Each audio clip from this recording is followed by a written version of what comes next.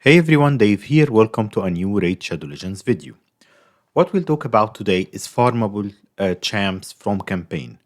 Why are farmable champs good? If they are usable, if they are good, it's because that you simply go into campaign, specific stage, whatever stage that drops that champ that you want to farm, and you can farm copies of the champ and his copies, well, his duplicates for the skills.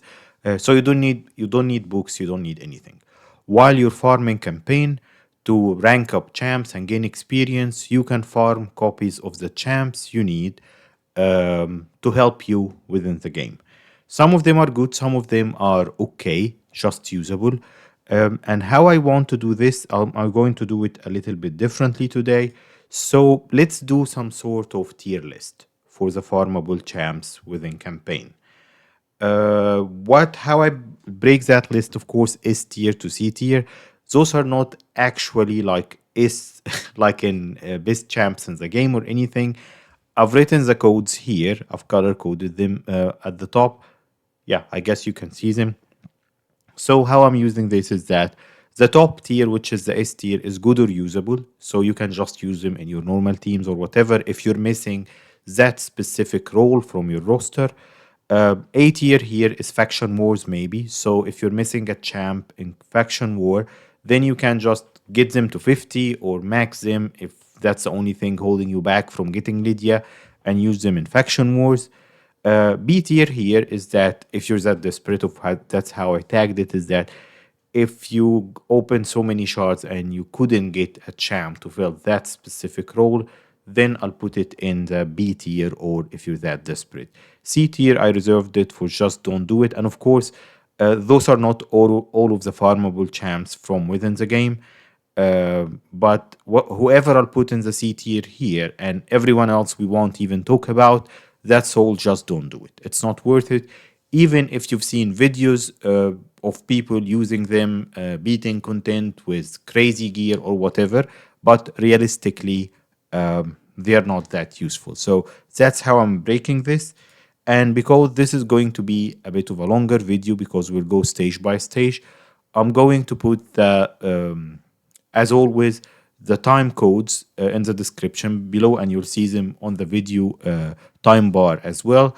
And I'll break them down by stage. So, of course, some of these stages will have better champs than others, so we'll talk about them for longer.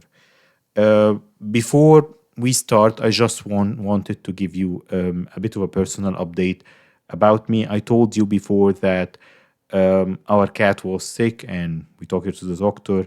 Unfortunately, this is our Manuna. We lost her last Monday. Um, yeah, she gave us 10 good years. We rescued Manuna when she was just a week old from the streets of Cairo, Egypt. And she's been with us since then. Just a reminder to spend quality time with your loved ones, whether they are people or fur babies.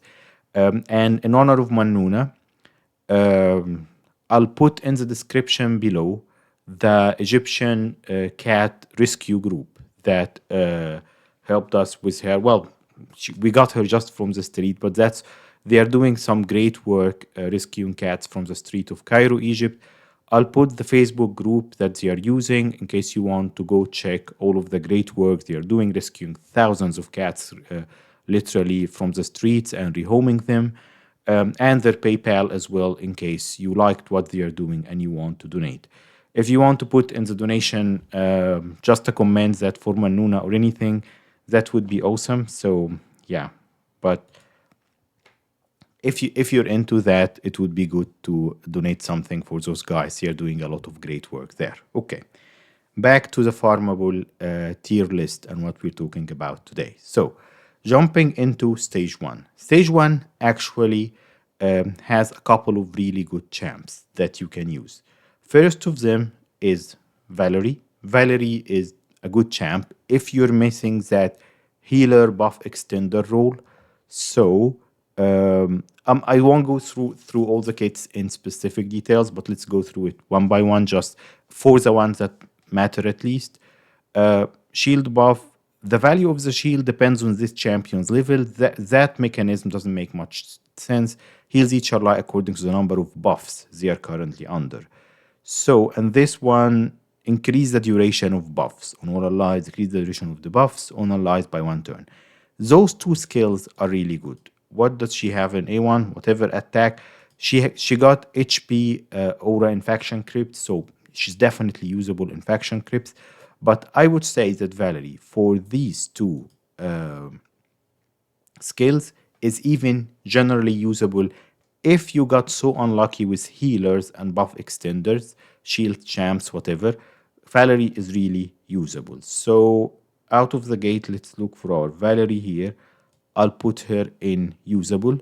She's definitely one of the better farmable champs from campaign. Now let's go back. Who else do we have from stage one? Um, Conqueror, I think Conqueror is a bit underrated. I'll tell you why. Conqueror got a couple of good things for in his kit. Attack one enemy 2 times. So if you don't have multi attackers, that can help. In Fire Knight, for example. So this other skill is also good. Removes 2 random buffs from the target. So if you're missing the Madame Ceres, and what is the name of the Doom Tower Heart champ that everybody would be getting eventually? I think is she Demon Spawn? I think so. Uh,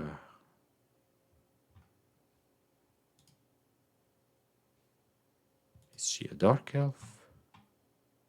Oh, Rian. This one. So Rian got that. You'll definitely get her from Doom Tower Heart. But if you're missing that buff removal, for example, for the magic potions keep, Conqueror can help you with that. Give him accuracy because this is based on accuracy, and he will be your buff removal champ. Of course, it's single target on a 2 turn cooldown, so it's not the best, but if you're missing that role, then he's good. And then he attacks one enemy on a 3 turn cooldown and with a block revive. So also I will put Conqueror. Probably that might be a debate. People might disagree with me, but I think he's usable. And again, just to clear what I mean by this, if you're missing that specific role, then you can use these champs. So Conqueror is one of the good ones. Um, the only other one worth mentioning here is definitely Commander. Commander is usable because she got two important things in her kit: a chance to stun on A1, and then her A2 on a 3 turn. Oh, cooldown. Yes, 3 turn cooldown is really good. What does she does? What does she do? Yeah. She heals the lowest ally with the lowest HP, so that's a single target heal by 40% of this champion's HP. So you can load her with HP if you gave her. Yes, she's an uncommon, so it's not easy to load her with HP, but she's fast. She's 1-1 for an uncommon. That's quite fast. So she will heal the champs by 40%. If you get her 50k, that's a 20k heal, which is really good on a 3 turn cooldown. And that's not all of it. Completely fills the target's turn meter if the ally is fully healed. So if she's healing attack based champs, probably she can heal them to max, and then she will give them an immediate turn. Yes, fills the target turn meter is not max, it's not immediate turn, but she will fill the turn meter. She cannot do this to herself, that's understandable, but she can really help you. Where's Commander now? Yeah. So I'll also put her in the S tier. So we got 3 S tier from stage 1 that are really usable elsewhere because of how good their kits are, if you're missing that role. Let's go to stage 2. I don't think stage 2 got anyone useful.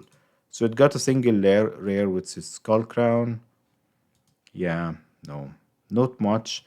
The only thing in Skull Crown's favor is that if you have Skull Lord Vargal, which is the Lego from Skinwalkers here, their combo can be really useful in faction wars because of which one is this? This one probably, yeah. So this has a one turn cooldown. Revive Skull Crown with 50% HP and 50% turn meter at the start of each turn. So that can be sort of a cheese. Have a Skull Crown within the team. The waves and everyone will target him during faction wars, and then Skull Lord Vargal, who is tanky, who can do a lot of damage, who got loads of HP, will just revive him. So you get your 3 stars. Only because of that, I will put Skull Crown as faction wars maybe, because this is the only use because of that mechanism, that synchrony with Skull Lord Vargal. But beyond that, he's not that usable. So, and yeah, that's all. So I guess the section for stage 2 will be very short in the video. Let's go into stage 3. Also one rare to talk about here, Sorceress. So 30% decrease speed, low version on A1. Okay, an extra hit that's on a 2-turn cooldown, so she can take multiple turns, and 3 times at random. It's a small version of decreased defense. Nah, I would say, do I even have Diabolist here? I don't, but she's a C. So basically, don't do it. She's not worth investing in, I guess. And that's stage 3 done. So yeah, probably I can combine them both in one section. Okay, stage 4 now got a couple of good champs. Spirit Host is one of them. And you will see Spirit Host talked about a lot in the videos for early game budget teams and all of that. Why? She got ally speed in all battles by 10%. So till you get High Katoon, she got a good speed aura for you.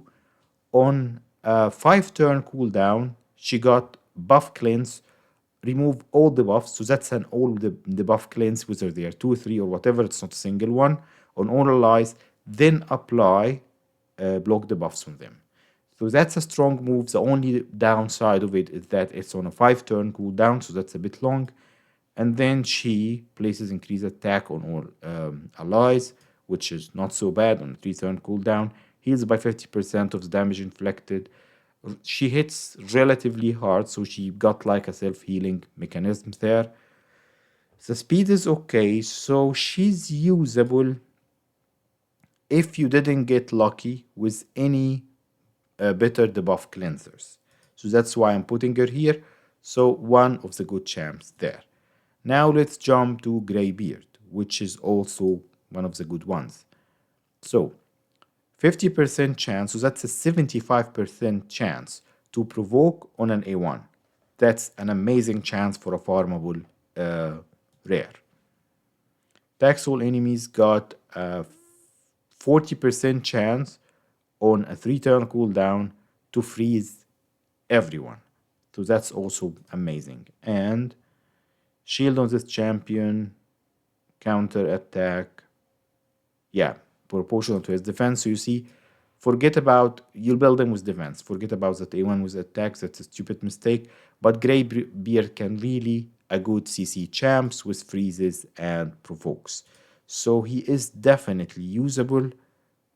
Where did I put Greybeard? Yeah, he's here. If you're missing that CC role.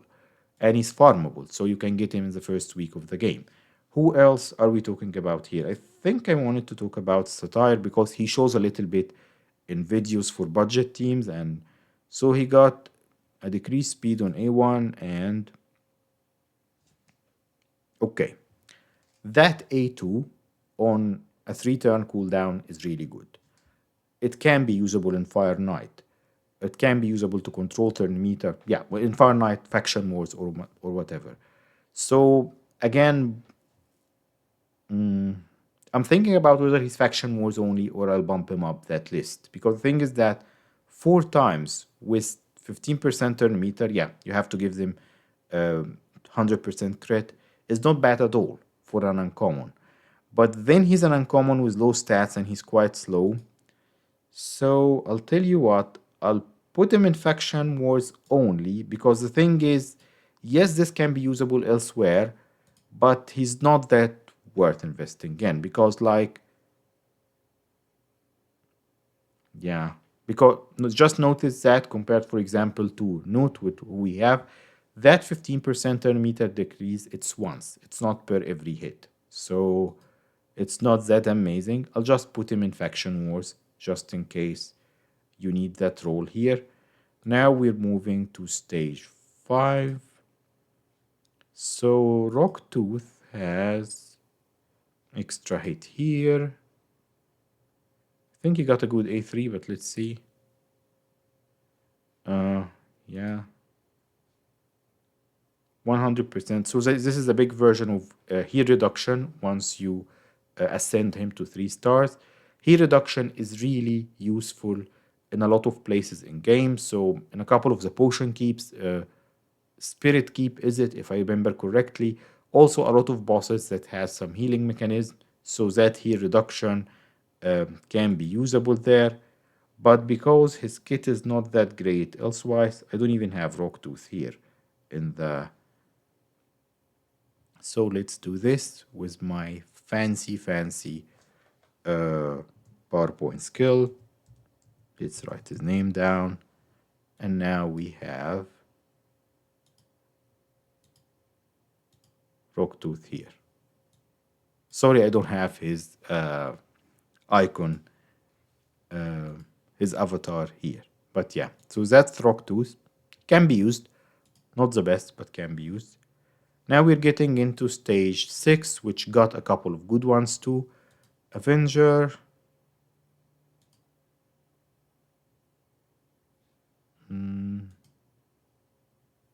No. Do I even have her on the list? I don't think so. No, I don't. Yeah, no.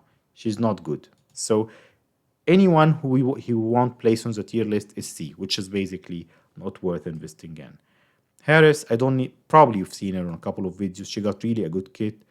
Grants an extra turn, so if you build her for damage, she can have an extra kit, but that's not usually the case. Uh, Removes one random debuff from all alive. That's great for the Meta comps. You'll see a lot of the Meta Ares comps here, so she's definitely usable. And small version of increased speed and counter attacks when an ally is attacked. So that has a 1 turn cooldown, but she will keep counter attacking everyone. And she got ally speed in dungeons, so Ares is definitely usable if you're missing that role, especially that she's involved in in-game clan boss teams. So yes, she wins a spot with us on the S tier of the list. Elfguard, 25% decrease attack. So that's on a 2 turn cooldown, decrease target turn meter by 50%. So in some videos, they say that Elfguard can act similar to Armiger. I disagree with this. So that's why I actually had her here to put her specifically in the don't do it list. Why? Because we have Armiger, who's definitely going to the S tier. Armiger, I'll include him on the list here, though he's not farmable from campaign. Why? Because Armiger is an uncommon from the Sacred Order, I believe. Yep. And he's the strongest uncommon in the game. He's better than Apex, and maybe some Legos. So he's end game viable. Why I'm saying that Elfguard doesn't qualify for that category is because he got the 30% turn meter, not 50, yes, but that's on an A1. And he got a max enemy HP on the A2 on a 2 turn cooldown. His kit is 20 times better. And the main thing here that you should pay attention to is his stats because he is defense based. Elfguard is too squishy to be usable as an uncommon. The only two usable uncommons that you'll see on the list, probably, spoiler alert here for the rest of the campaign, is Armiger and Commander because their stats is good enough. Commander is fast, he's defense based, that makes them usable. The other uncommons, even if they got some fancy stuff with their kit, they are too squishy to use and you don't have, they are not worth the gear investment. So that's why Elfguard is C for me, which is just don't do it.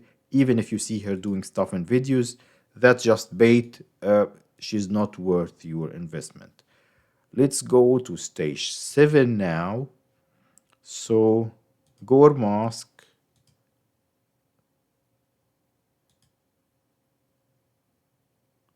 So that ignore on a 3-turn cooldown, ignore shield and block damage can be used 2 times on an A1. So if I have him here, do I have him here? I don't.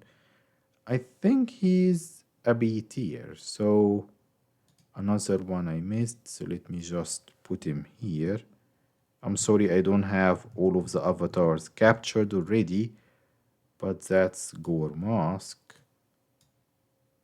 And yep, he is, if you're that desperate category, I guess.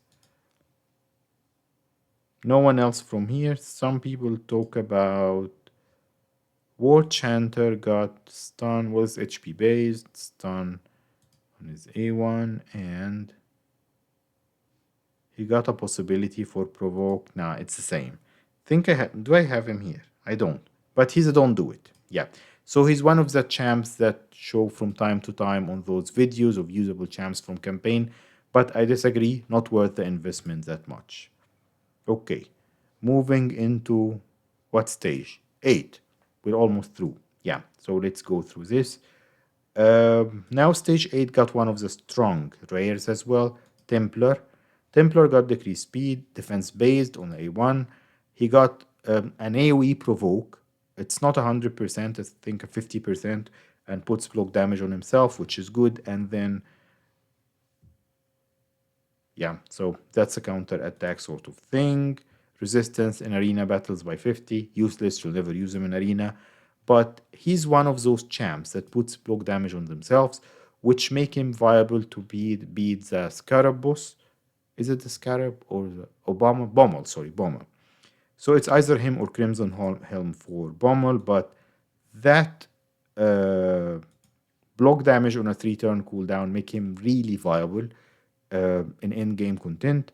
He hits hard, he's defense based, his kit is good, so Templar is definitely usable if you're missing that role. Nobody else from stage 8. Let's jump to stage 9. Stage 9 got a couple of good champs too. That's been talked about a lot.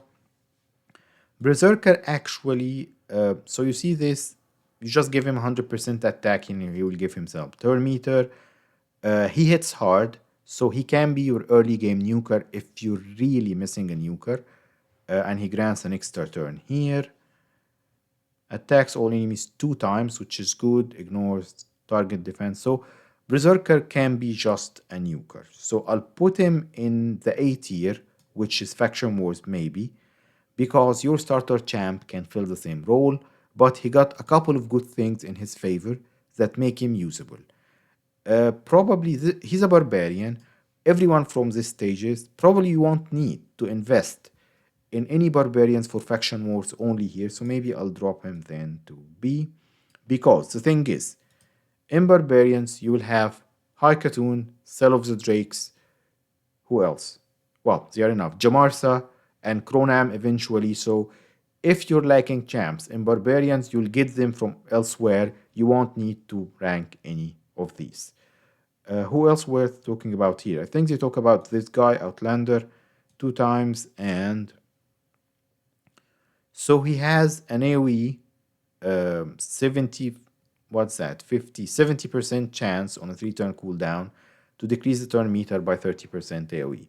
No, he's not worth it, in my opinion. I think I have him here just to say he's not worth it. You'll see videos of him. No, he's not worth it. As simple as that. War Maiden, one of the best champs that are farmable from campaign. You'll see everybody advising big version of decreased defense. She's force, so she can hit hard against magic champs. She can hit hard with this one, got poisons on A1. One of the really usable champs if you're missing that role for sure. And you can use her all the way to endgame because of the rare secret rooms in Doom Tower Heart. So definitely one of the better champs to use there. Shield Guard, let me disagree with everyone here. He got small version of decreased speed. He got his defense based, AoE attack on is it 2-turn cooldown and removes the buffs. He got just a buff cleanse. So he's usable, but I think he's really hyped. So a lot of content creators put Shield Guard in the S tier categories that is usable. He can be your campaign farmer, all of that stuff. Yes, that's a niche use. Basically, it's a fun thing to do. It's the same for what's the other guy. This guy probably didn't get to this yet. But I would say, actually, let me be a bit harsh here. Saurus and Shield Guard, both of them are only if you're that desperate. I don't see a big value for them. It's fun to build them and see that you can use an uncommon just for fun, late game, not worth your investment um, early game. That's my 2 cents at least. Yeah, so here we are. Saurus, why everybody's saying that? Because he got like Phil Hound, he got an AoE A1, so he can be your campaign farmer. Boom, boom, boom. Stats are low, not worth investing in. You'll just invest a lot and for very low return. So, no, for me, I'll put them in the if you're that desperate category. Who else do we have? We're already in stage 10, is it? Yep, 10. So, Max Stoker is. He got a sleep on a 2 turn cooldown on his A2. He got a debuff on his A1. So, when the Sand Devil came out, a lot of I maxed one because putting sleep on the boss was one of the mechanisms, and he can put it on a 2 turn cooldown. The other options who push sleeps are Lego, well, basically champs that are much harder to get. So yes, you can use him for Sand Devil, but now we have like I've released a couple of Sand Devil videos. Please go and check them using Aniri, using Ninja or Cronam or Elva plus the other two. So there is a lot of mechanisms for beating Sand Devil or block damage or revive on death that don't depend on sleep at all. So Max Stoker got his 15 minutes of fame, but then he immediately dropped out of it because everybody figured a better way of doing it. So I'll put him in the if you're that desperate category because he's only usable in a very specific way there. What did this guy do? No. No. Well, he's not worth it. Anyway. So that's stage 10. Let's go to stage 11, Executioner. And we're almost done here. So Chancellor Stun on an A1. Not a bad chance, 25%. Or is that 30% even? All enemies, he hits hard actually. Decrease speed on for 2 turns, so that's okay-ish. Increase defense and counter attack. Yeah, so Executioner hits a bit hard. Like actually in early game when I started playing, I got impressed by how hard he hits and I maxed him. I didn't know any better back then, so I'll put him in the if you're that desperate category because there are much better options there. Don't think there's anyone worth mentioning here. Now we're moving to the last stage. I think the only one worth talking about here is Diabolist because she got 20% chance for sleep on A1, not important. So yeah, that increased speed on the team and fills the meter. So she's like a baby Lysandra. She's usable if you're really lacking turn meter control champs. If you didn't get a chance to have Deacon, well, no, let me change my mind here because you will have High Katoon 30 days in. So maybe you can use her only in Faction Wars. I keep changing my mind. But yeah, Faction Wars only. Last call here. Yeah. Oh, actually, we missed two champs that I wanted to talk about. So let's go back and talk about them here. Nobody else to talk about here. So let's see. Probably. Oh, so Zephyr Sniper is not from campaign. That's my bad, but again, what goes for Armiger goes for her because she's just an uncommon, so you'll get 100 copies of her in the first month. Um, she's defense based. What's important or what's good about her kit? AoE A1. She's better than Soros and those guys, but I guess what goes for Soros goes for her. You can just use her as an AoE attack champ in a stun set. So Soros or her can fill the same role basically, or Soulbound Boyer, which is another one from the Barbarian faction. The Where's Soulbound Boyer? Here. Yep. So any champs with an AoE A1 can help you in a stun set to beat content if you're stuck. But again, like the other farmable ones, is this because this is the only use, so probably you'll find other champs to fill that role. And then Death Hound, I wanted to mention him because he gets mentioned a lot. He's an undead. I'm all over the place. I think Death Hound is an undead. So, some people talk about Death Hound because of this. Attacks one enemy will ignore shield, block damage will ignore defense if the attack is critical, and he got poisons in his A2. So some people say he got 94 speed, great for. Is he even a common? He's not an uncommon, is he? Think so. Yeah. Thing is, this attacks a lot of stuff. And what they're saying is that if you build him with enough attack, he can snipe someone and kill them. But that's one of the biggest baits because the stats are so low, you'll never get this to work. So, yeah, everybody's visible here, okay? So you'll never get this to work properly. So that's just a call out that just in the don't do it section. Um, Anyone who didn't talk about or that you don't see the name for here, they all go into the just don't do it category. If you want to take a pause and take a screenshot of this or just go through it after the video, please do that. The important things that I want to mention here, these are not S tiers generic in the game. I have the color codes at the top. S tier is good or usable. A tier is faction wars maybe. B tier is if you're that desperate, and then C, just don't do it. This is just for the call outs for champs that might be showing in other videos as usable, while I really think that they are not. So that's it for today.